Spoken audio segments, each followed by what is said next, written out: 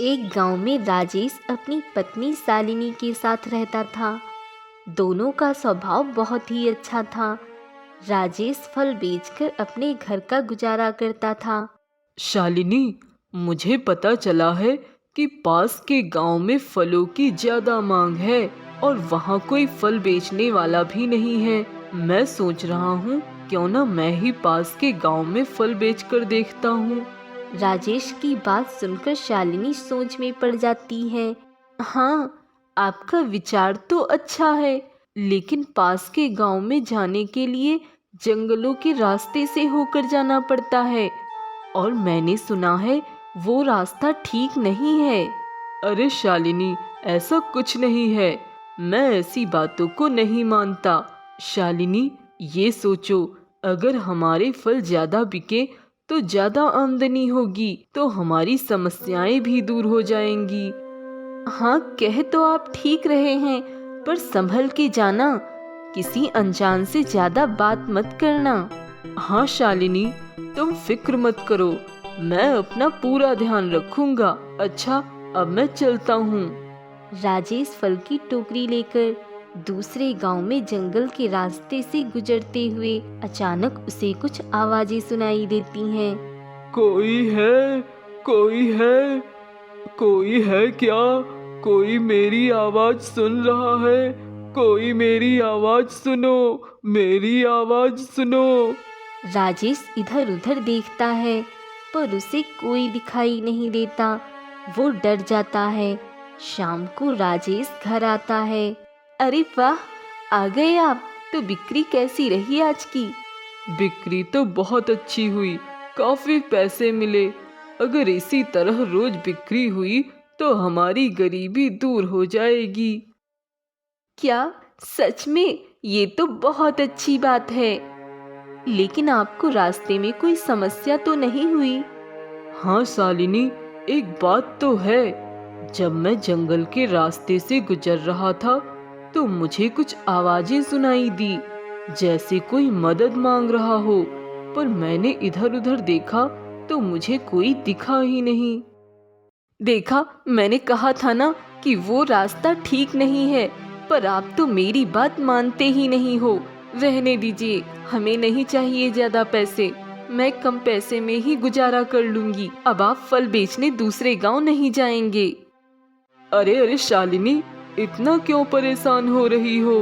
हो सकता है कोई परेशानी में हो और मदद मांग रहा हो, और शायद मैं देख नहीं पाया उसे। देखो, तुम परेशान मत हो। अगर ऐसी कोई समस्या होगी तो अगली बार मैं उस गांव में नहीं जाऊंगा। राजेश शालिनी को किसी तरह समझाकर अगले दिन फिर दूसरे गांव में फल बेचने जाता है। जंगल के रास्ते से गुजरते हुए फिर उसे वही आवाजें सुनाई देती हैं। कोई मेरी मदद कर दो, कृपया मेरी मदद करो।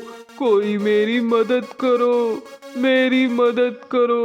कोई मेरी आवाज सुनो, मेरी आवाज सुन लो। हे ईश्वर, काश कोई मेरी आवाज दिन में भी सुन ले।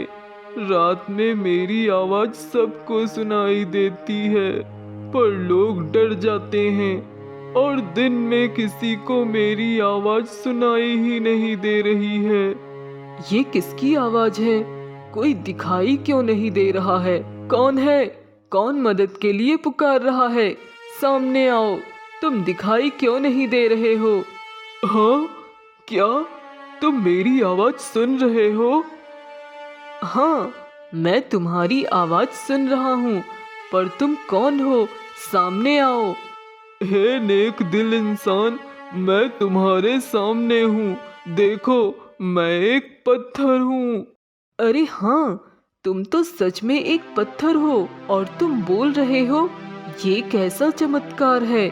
पत्थर कैसे बोल सकता है?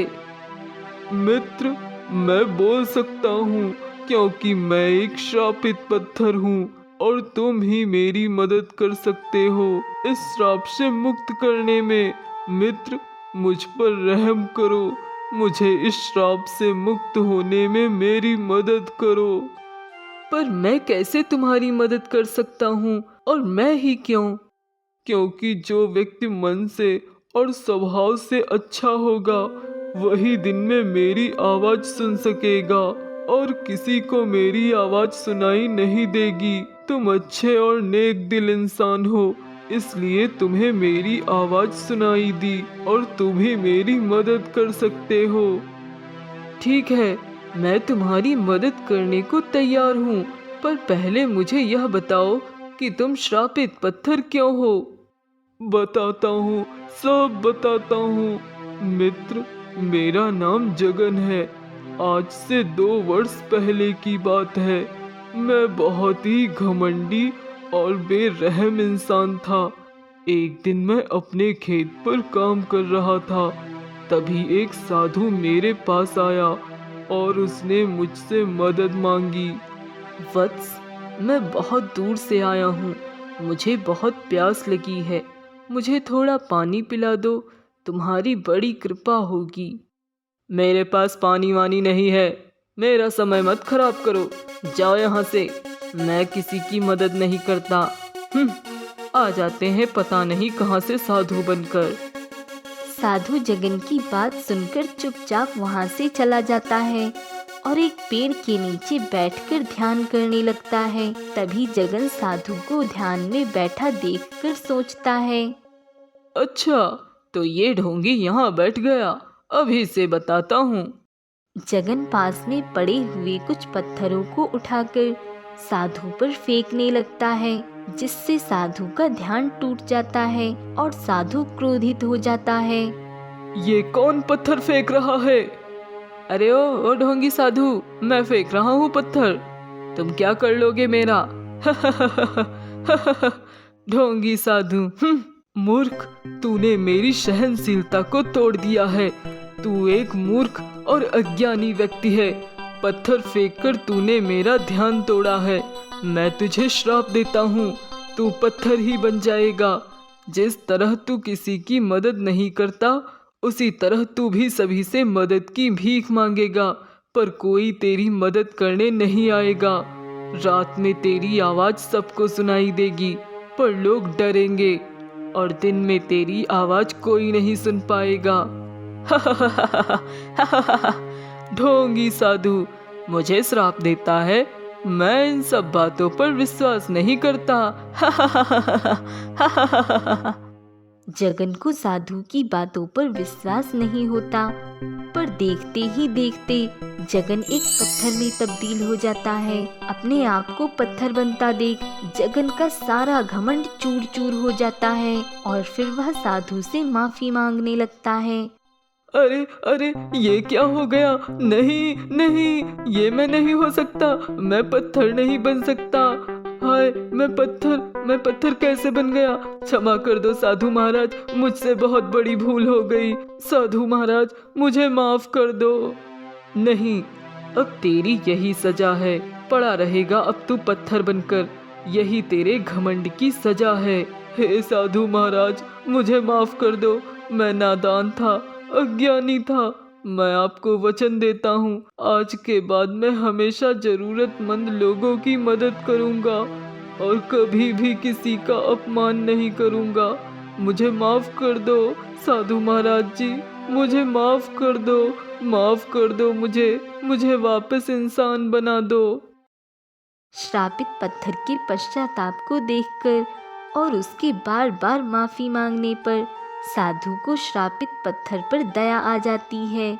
श्रापित पत्थर, यदि तुम्हें सच में अपनी गलती का पश्चाताप है तो ठीक है, मैं अपना श्राप तो वापस नहीं ले सकता, परंतु तुम्हें वरदान देता हूँ, यदि किसी दिन कोई सच्चे इंसान ने तुम्हारी आवाज दिन में भी सुन ली तो तुम उसे मदद मांगना, और जो मैं तुम्हें बताने जा रहा हूँ वही उसे बताना।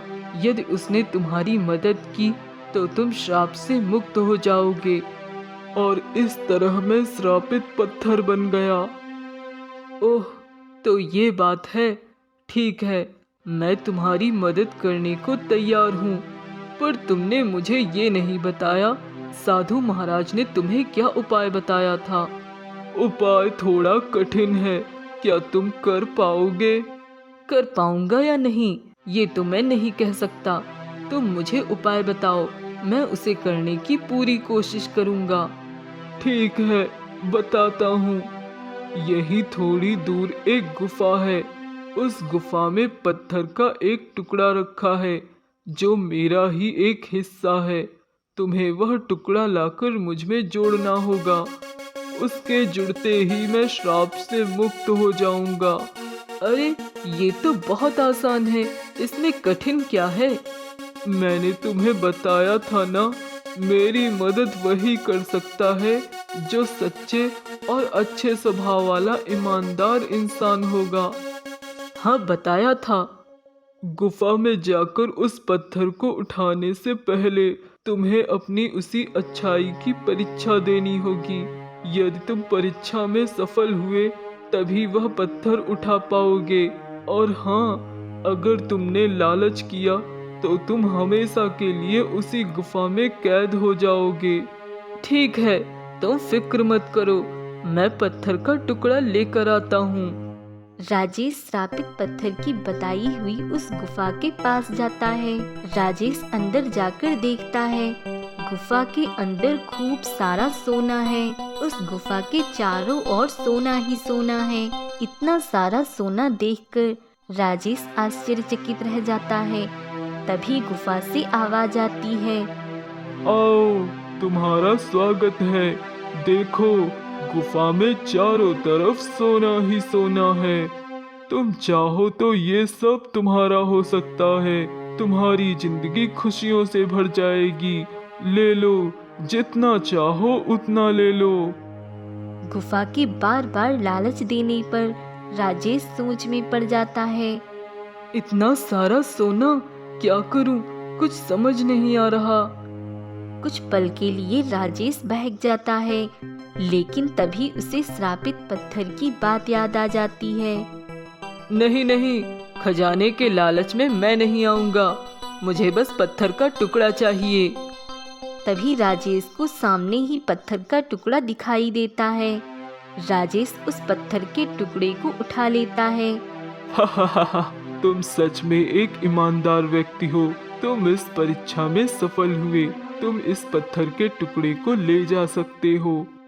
राजेश उस पत्थर के टुकड़े को लाकर श्रापित पत्थर से जोड़ देता है। तभी श्रापित पत्थर वापस इंसान बन जाता है। हाँ, मैं श्राप से मुक्त हो गया।